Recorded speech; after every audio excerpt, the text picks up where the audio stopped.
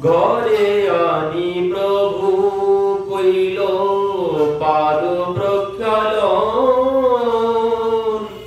সেই জল বংশ সহি করিলা ভক্ষণ। ঘরে আনি প্রভুর কইলা পাদ প্রক্ষালন,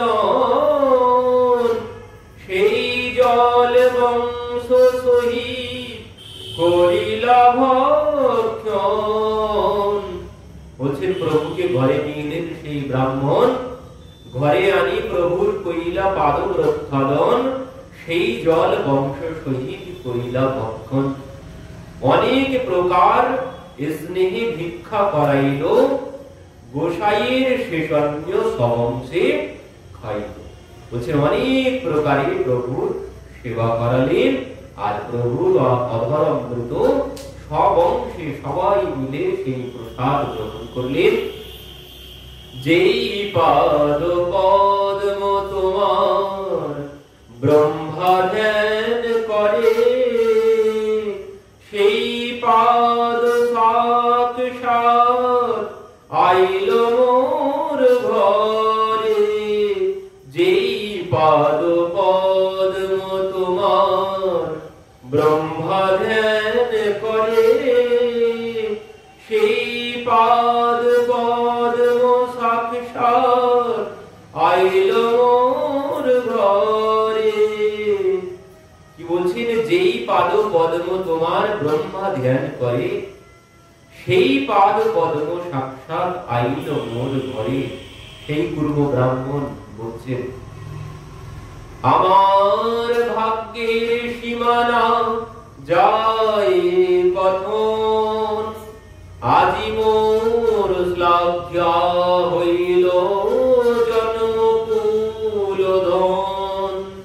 বলছেন আমার ভাগ্যের সীমা না যায় কথন, নিজেই বলছেন আমার ভাগ্যের কথা আমি বলে শেষ করতে পারবো না। আজি মোর শ্লাঘ্যা হইল জন্মকুল ধন। বলছেন আমার আজ জন্ম সার্থক হলো তোমাকে পেয়ে। কৃপা করো মোরে প্রভু যাই তোমা সঙ্গে, সহিতে না পারি দুঃখ বিষয় তরঙ্গে। কৃপা করো মোরে প্রভু যাই তোমা সঙ্গে, সহিতে না পারি দুঃখ বিষয় তরঙ্গে। বলছেন প্রভু কৃপা করো, তোমার সাথেই যাবো আমি, তুমি আমাকে কৃপা করে তোমার সাথে নিয়ে চলো। কেন? বলছেন সহিতে না পারি দুঃখ বিষয় তরঙ্গে। তো কি হয়েছে এতদিন? ওই যে মানে যখন এই বিদ্যুৎ যখন ছিল না, যখন বিদ্যুতের আলো ছিল না, তখন ওই হেরিকেন লম্প ওটাই যথেষ্ট মনে হতো। যখন দেখিনি, বিদ্যুৎ বলে কল্পনায় ছিলই না কোনো কিছু, তখন হেরিকেন লম্প ওটাই যথেষ্ট মনে হতো। এর উপরে আর আলো নেই, ওটাই সব থেকে বেশি আলো। তো যেই যখন দেখেছে এই বিদ্যুতের আলো, তখন কি আর ওটা ভালো লাগবে? তখন আর ওটা ভালো লাগবে না। তো বলছে যতদিন এই সংসারের মধ্যে ডুবে আছি, সংসারের মায়ার মধ্যে ডুবে আছি, কিন্তু যতদিন না প্রভুকে দর্শন করেছে, যতদিন না প্রভুর দর্শন হয়েছে, ততদিন কি ততদিন মনে হয়েছে এই সংসারটাই, এর থেকে বেশি সুখ আর কোথাও নেই। এই বিষয়ের সুখের থেকে আর বেশি সুখ কোথাও নেই। কিন্তু এর উপরে ওই যে ব্রহ্মানন্দ, আনন্দ কয় প্রকারে, বিষয় আনন্দ, ব্রহ্মানন্দ আর পরমানন্দ। তো মহাপ্রভুকে দর্শন করা মানে পরমানন্দ, সেখানে আর বিষয় আনন্দের কোনো কিছু ও মনেই হবে না, ওতে আর কোনো আনন্দ পাওয়া যাবে না। যখন পরমানন্দ পেয়ে যাবো, পরমানন্দ কি ব্রহ্মানন্দ পেলেও আর তখন আর এই বিষয় আনন্দ আর ভালো লাগবে না। কিন্তু এতদিন বিষয়কেই মনে হয়েছে, এতদিন বিষয়কেই মনে হয়েছে, এর থেকে সুখ আর কোথাও নেই। সংসারের যে বিষয় রূপ রস গন্ধ শব্দ স্পর্শ, যারা এর মধ্যে ডুবে আছে তারা ভাবে এর থেকে বেশি আর সুখ কোথাও নেই।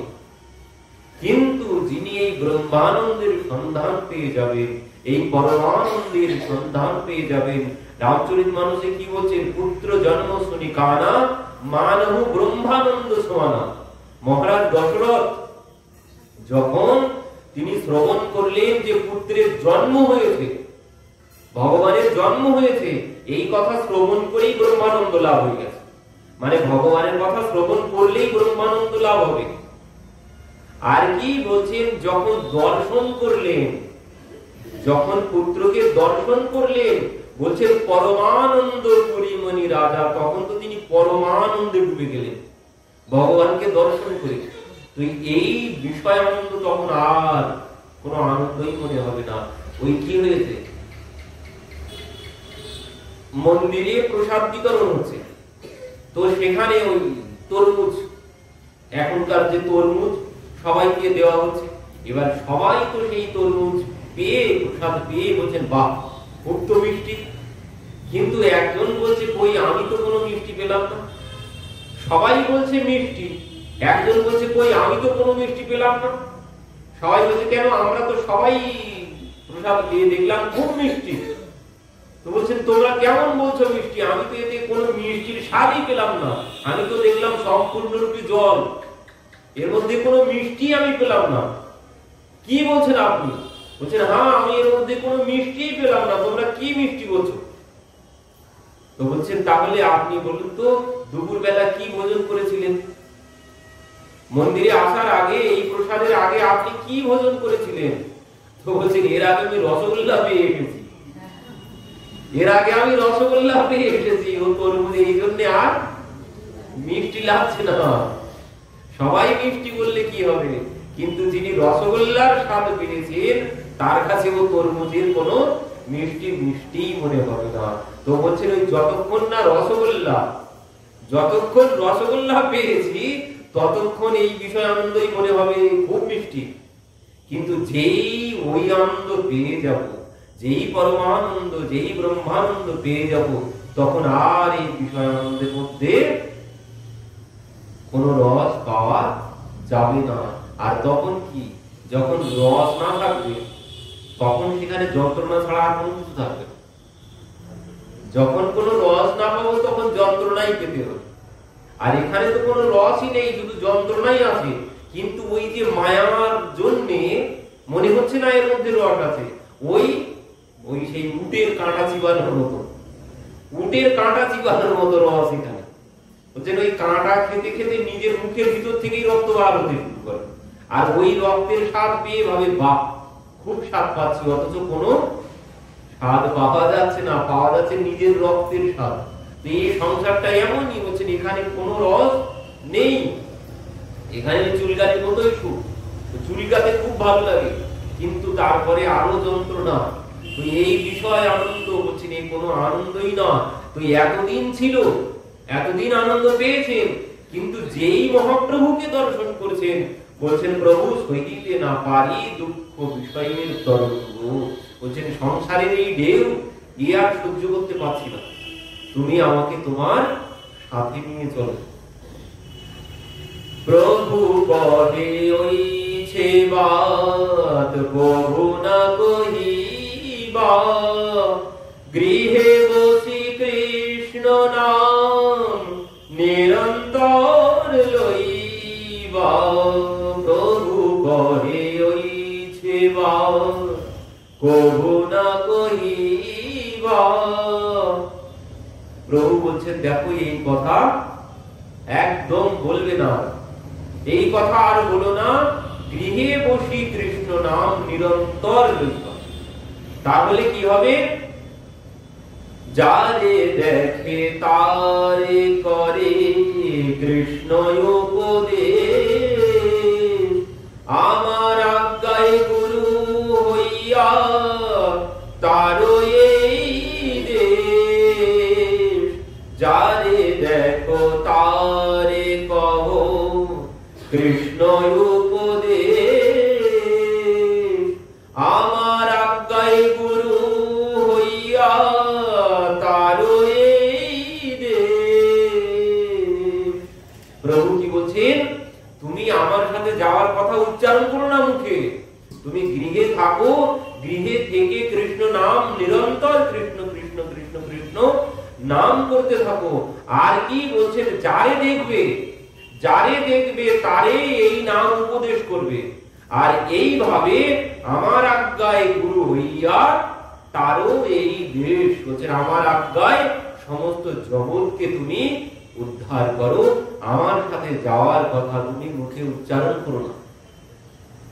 তো কি বলছেন, কবু না বাঁধিবে তোমার বিষয় তরঙ্গ, পুনরপি ঠাই পাবে মোর সঙ্গ। কি বললেন, কবু না বাঁধিবে তোমার বিষয় তরঙ্গ, বলছেন এই বিষয়ের ঢেউ আর লাগবে না। বিষয়ের যে যন্ত্রণা, সংসারের দুঃখ কষ্ট তোমার গায়ে আর স্পর্শ করবে না। রক্ষা কবচ দিয়ে দিলাম আমি রক্ষা কবচ দিয়ে দিলাম, এই কবচ পরিধান করো, সংসারের কোনো কষ্ট বলে আর মনে হবে না। তো এই রক্ষা কবচ কি, এই রক্ষা কবচ হচ্ছে ওই হরে কৃষ্ণ কৃষ্ণ কৃষ্ণ হরে হরে, হরে রাম রাম রাম হরে হরে। এই হচ্ছে রক্ষা কবচ, সংসারের যন্ত্রণা থেকে বাঁচার রক্ষা কবচ। এই কবচ পরিধান করলে তোমাকে আর সংসারের যন্ত্রণা ভোগ করতে হবে না। সর্বক্ষণ খাইতে শুইতে যথা তথা নাম লয়, দেশ কাল নিয়ম নাস্তি সর্বসিদ্ধি হয়। বলছেন এই খেতে শুতে সর্বক্ষণ এই নাম করতে থাকো, এর কোনো নিয়ম নীতি কোনো কিছু নেই। এই সর্বক্ষণ যেখানে যেখানে যত্র তত্র সর্বত্র এই নাম করা যাবে, এর কোনো পবিত্রতা অপবিত্রতা স্থান অস্থান কোনো কিছুর বিচার নেই এই নামে। ওই যে সেই হনুমানজি লাথি মেরেছিলেন ভক্তকে, মানে ভক্তের সময় নেই, গুরুদেব বলেছে যে নাম করুক, তো বলছেন বাবা আমার তো সময় নেই, তো বলছেন কোন একটা সময়ে তো করো। তো সে কি করেছে, ওই টয়লেট যখন যায় তখনই নাম করে, তখনই ভগবানের নাম করে বসে বসে, আর সময় নেই, এত কাজে ব্যস্ত, আর তার সময় নেই, ওইটুকু সময়ই তার সময় আছে। তো এবার যেই টয়লেটে বসে বসে ভগবানের নাম করতে শুরু করেছেন, হনুমানজি সেখানে গিয়ে উপস্থিত হয়েছে। যেখানেই ভগবানের নাম হবে হনুমানজি আগে গিয়ে সেখানে উপস্থিত হবে। মানে প্রভু চরিত্র শুনবে রসিয়া, এনার মতো ভক্ত, ভগবানের নামের ভক্ত, এনার মতো ভক্ত আর জগতে নেই। এই জন্য তিনি তো প্রভুর সাথে যাননি, এই জগতে থেকে গিয়েছিলেন। বলেছিলেন প্রভু যতদিন এই জগতে তোমার নাম হবে, একজনও বক্তাও যদি থাকে তোমার কথা তোমার কীর্তন করার মতো, তো বলছেন আমি ততদিন এখানে থাকবো, যখন আর এখানে নাম না হবে তখন যেতে পারি, কিন্তু যতদিন এখানে তোমার নাম কীর্তন হবে ততদিন আমি এখান থেকে কোথাও যাব। তো সেই ভক্ত টয়লেট বসে বসে নাম করতে শুরু করেছেন, হনুমানজি সেখানে গিয়ে উপস্থিত। আর এই দেখেই বলছে হায় হায় হায় হায়, তুই আর জায়গা পেলি না, এখানে বসে বসে প্রভুর নাম করছিস, বলে তার পেছনে গিয়ে এক লাথি মেরেছে। এবার যেই লাথি মেরে সেখান থেকে তিনি চলে এসেছেন। এসে পরের দিন প্রভুর সবাই গিয়েছেন, সবাই গিয়ে কি দেখছেন, প্রভু সবাই আসেনি, দুপুরবেলা 12টা বেজে গেছে, সিংহাসন ফাঁকা। কি ব্যাপার, প্রভু কেন আসেনি? সবাই বলছেন জানি না, প্রভু নাকি অসুস্থ। প্রভু অসুস্থ, এ কি করে হয়? তো বলছেন তা তো আমরা জানি না, তো তুমি গিয়ে দেখে এসো। তো হনুমানজি গিয়ে সোজা প্রভুর অন্তর্মহলে গিয়ে প্রবেশ করেছেন। এবার সেখানে গিয়ে দেখছেন কি, প্রভু শুয়ে আছেন। প্রভু শুয়ে শুয়ে করছেন, যন্ত্রণায় মাথাটা ফেটে গেল।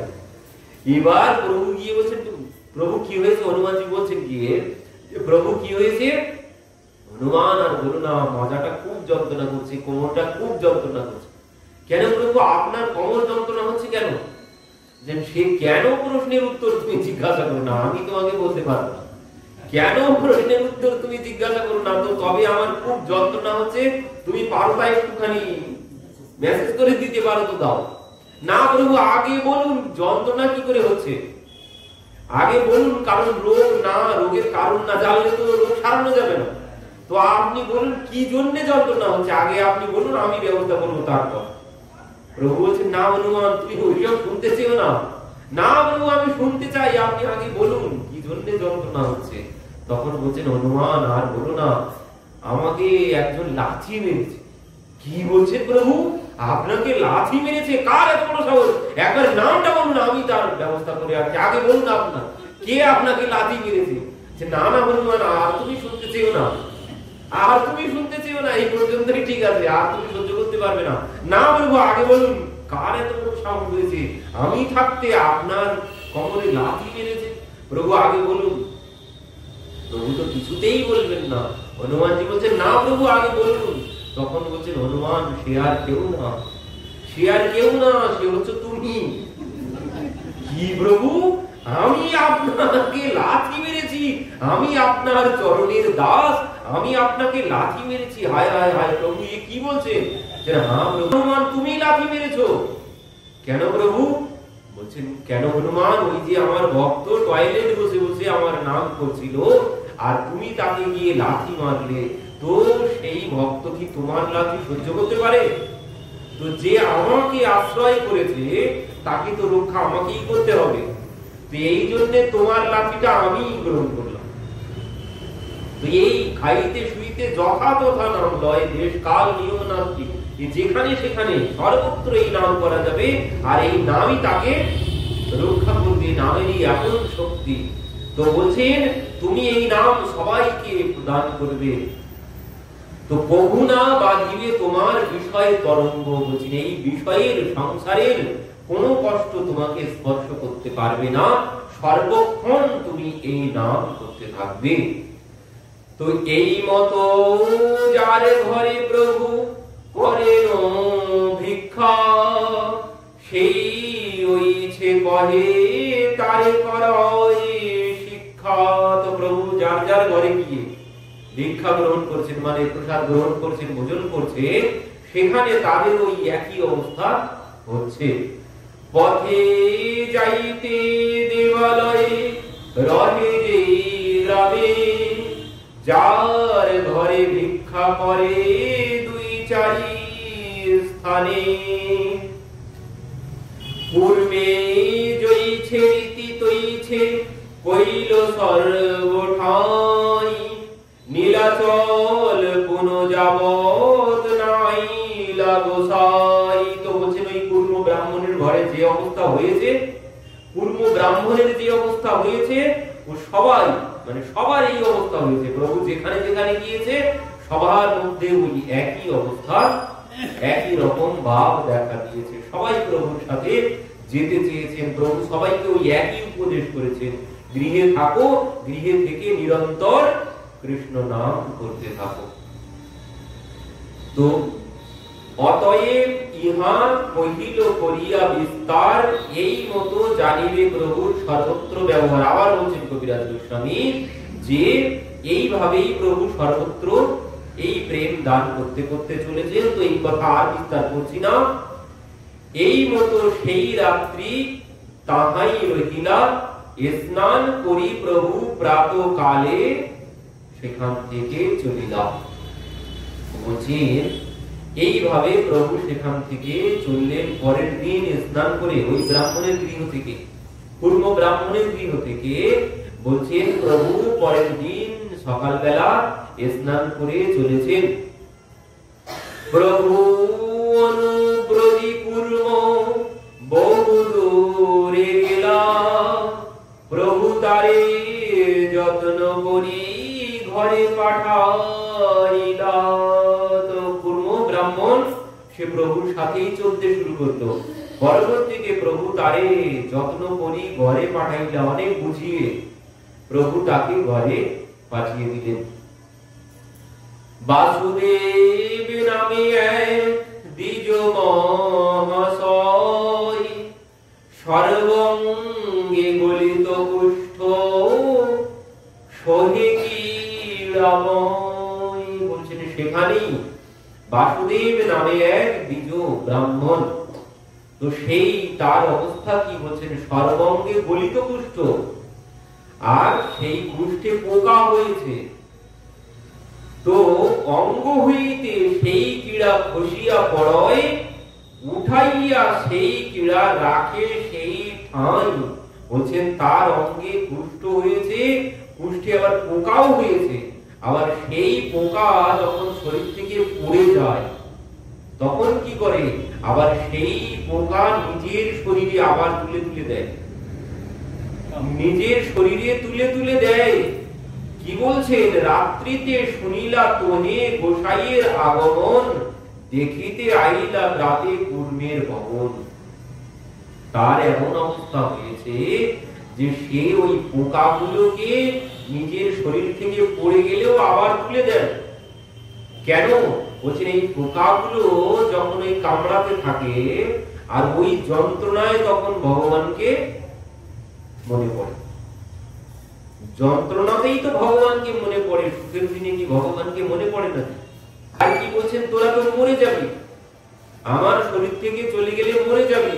তো সেই জন্য তিনি নিজের শরীরেই রেখে দিতেন পোকাগুলোকে। কেন বলছেন, এদের দংশনেই ভগবানকে স্মরণ হয়। কষ্ট না এলে, আমরা তো কষ্ট এলেই ভগবানকে ডাকি।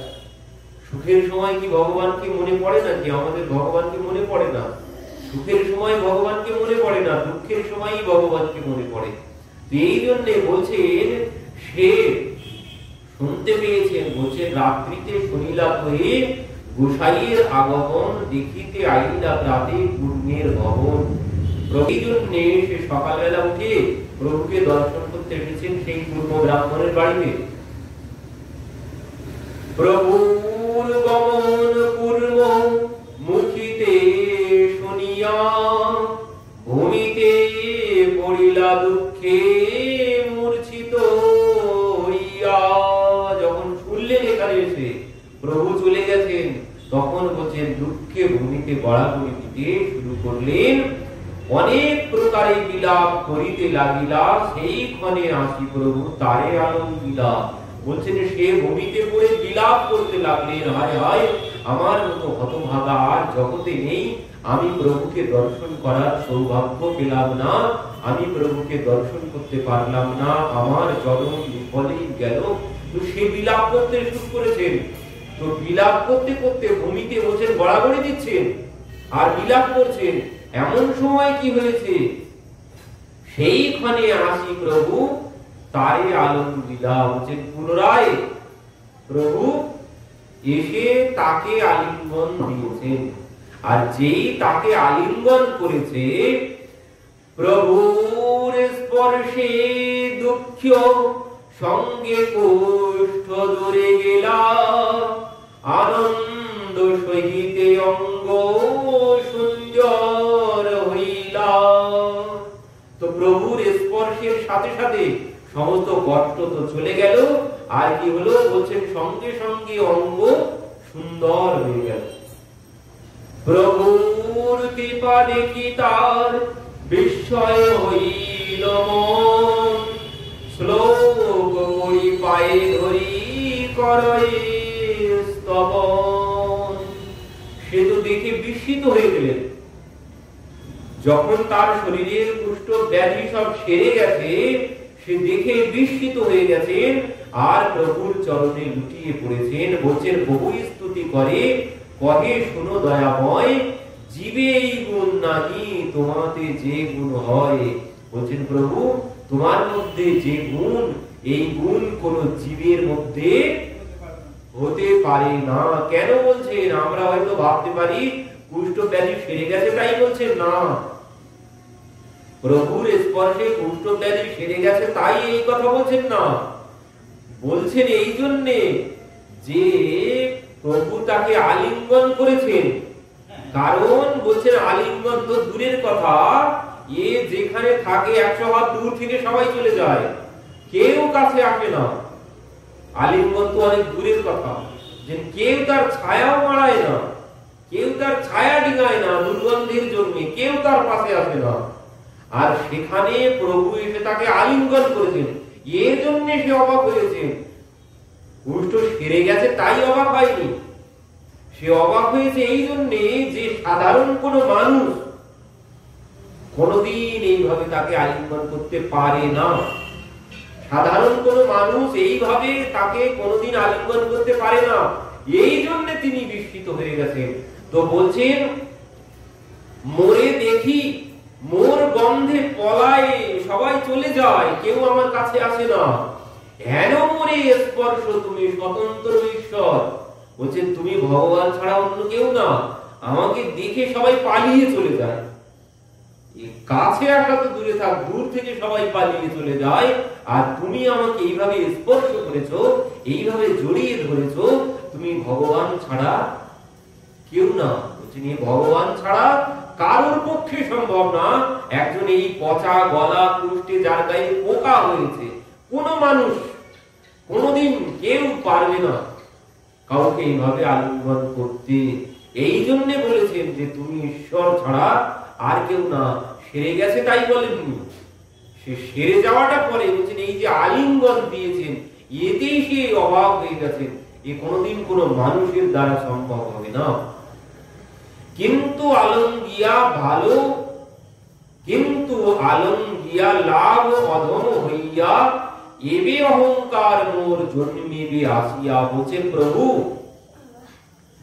আলঙ্গিয়া ভালো অধম হইয়া, বলছেন আলঙ্গিয়া ভালো অধম হইয়া এবে অহংকার মোর জন্মিবে আসিয়া। বলছেন তুমি তো আলিঙ্গন করেছো, করে তো তুমি তো আমার সবকিছু সারিয়ে দিয়েছো, আমাকে ভালো করে দিয়েছো, কিন্তু এতে কি হবে?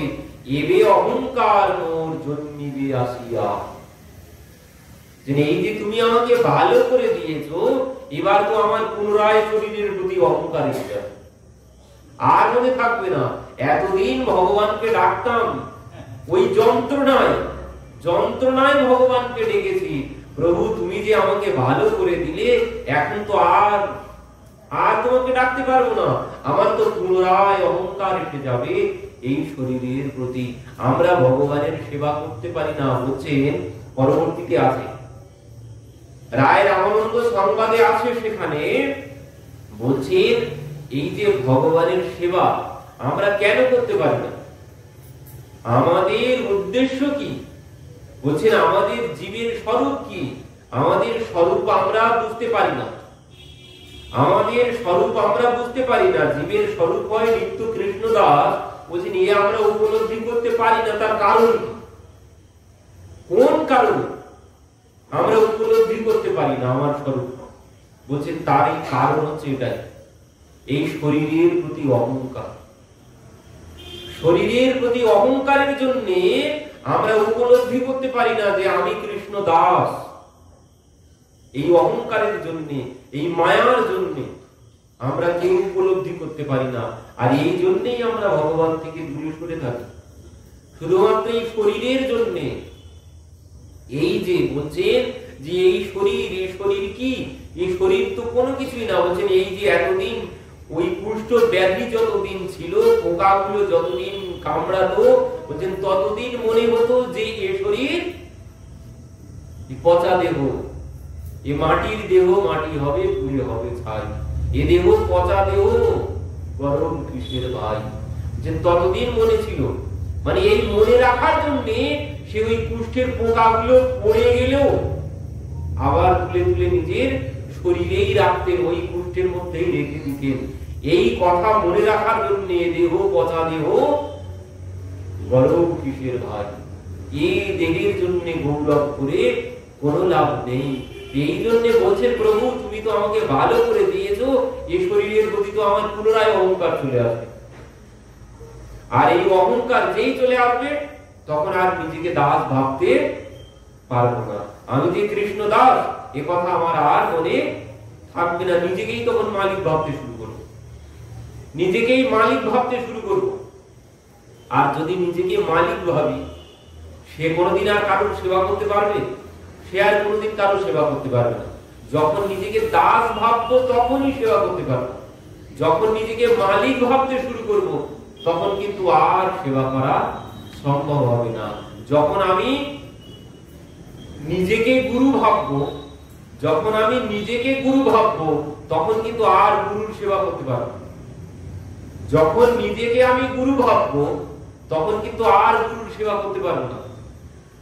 যখন আমি নিজেকে শিষ্য ভাববো, যদি নিজেকে বড় ভাবি, আমি যদি ভাবি আমি কমতি কিসে আছি, আমি তো গুরুর সমান, আমি কমতি কিসে আছি, আমি তো সব জ্ঞানী আছে, গুরুর মতো সবই জ্ঞান আমার মধ্যে, সবই গুণ আমার মধ্যে আছে, তাহলে আমি কমতি কিসে আছি, এই ভাবনা যদি শিষ্যের মধ্যে এসে যায়, সে কিন্তু আর গুরুর সেবা করতে পারবে না।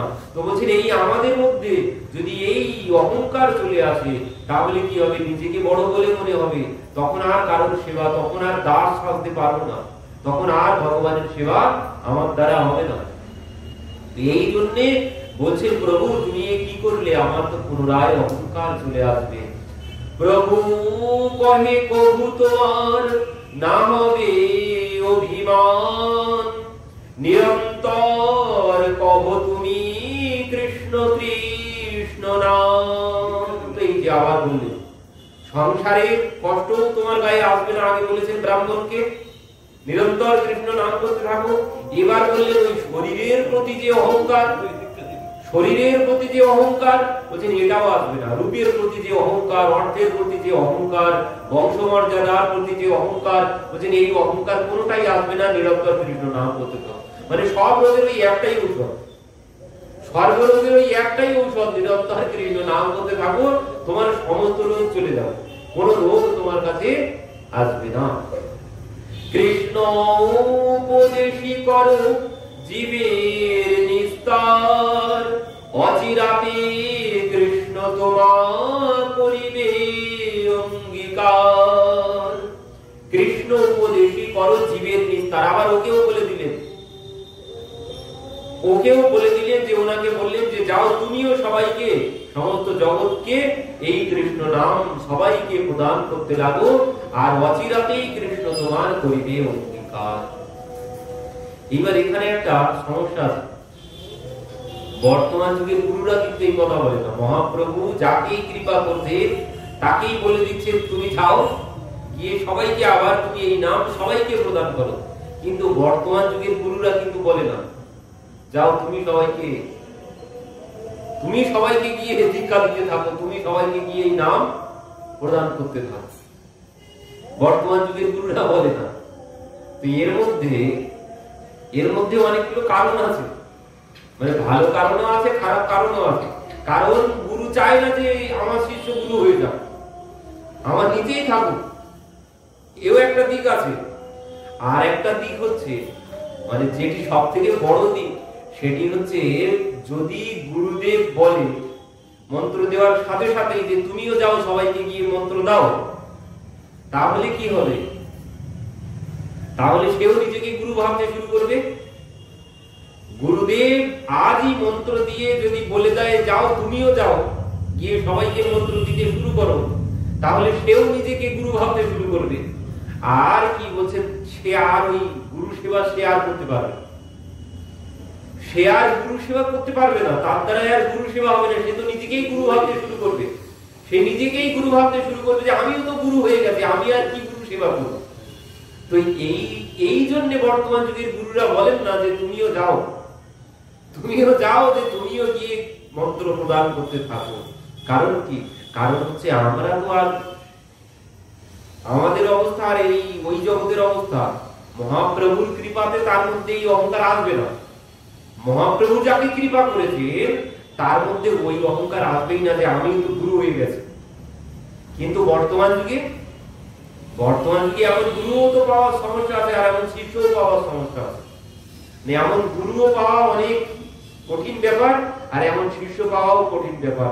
গুরুদেব এখনকার দিনে গুরুদেব আদেশ না দিলেও সে শিষ্যরা জোর করে গুরু হয়ে সে মন্ত্র দেওয়া শুরু করে দিচ্ছে। ও আর গুরুদেবের আদেশের কোনো প্রয়োজন নেই, জোর করে। তো বলছি এতে কল্যাণ হবে না, আনুগত্যে ঘটনা হবে। আনুগত্যে ভজনের পরবর্তীতে আছে এই বিষয়টি, মানে আনুগত্য ছাড়া কোনোদিন ভজনের কোনো ফল পাওয়া যাবে না, আনুগত্য ছাড়া ভজনের কোনো ফল পাওয়া যাবে না।